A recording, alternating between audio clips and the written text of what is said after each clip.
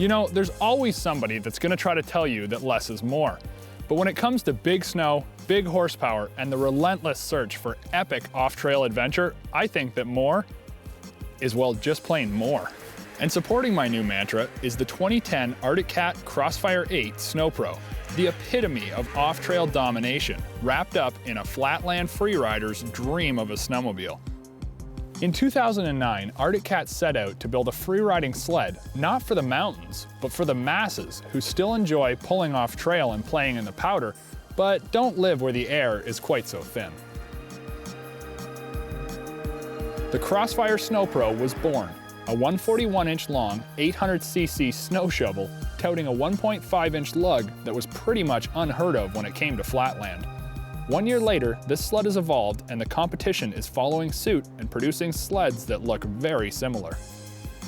For 2010, the Crossfire 8 looks pretty much the same from the outside looking in, and that's because it is.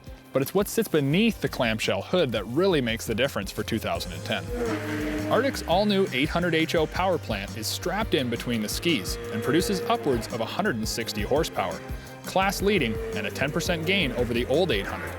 Don't always trust factory specs? Well, Arctic Cat had a third party do dyno testing on the all-new 800HO and came up with those numbers. Talk about doing your homework.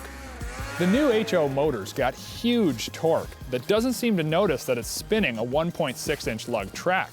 And the acceleration corner to corner feels like it's absolutely throwing you forwards when it lifts the skis. While Arctic's new 800 is strong, its one weak point is idling and initial throttle tip-in. The motor seems to be running rich and creates far more smoke than any other competitive 800. The strange part? It does this even when it's warmed up.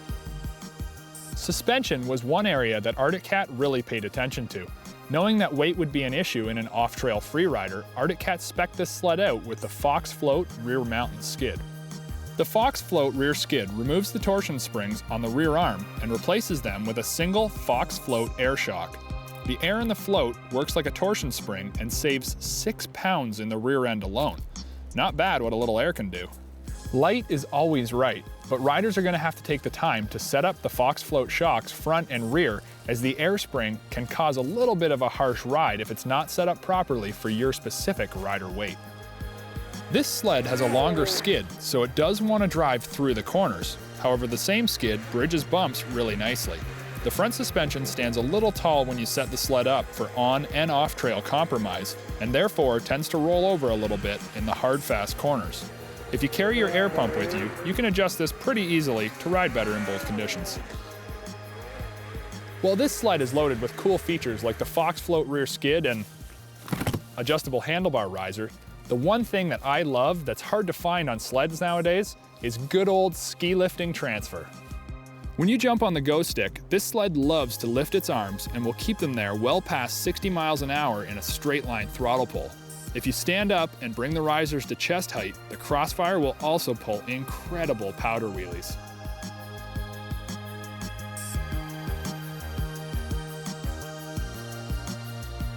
If you've started to venture off trail and are really enjoying it, you might be realizing that your short tracker or 136 by 125 lug crossover sled just isn't enough to get you where you want to go.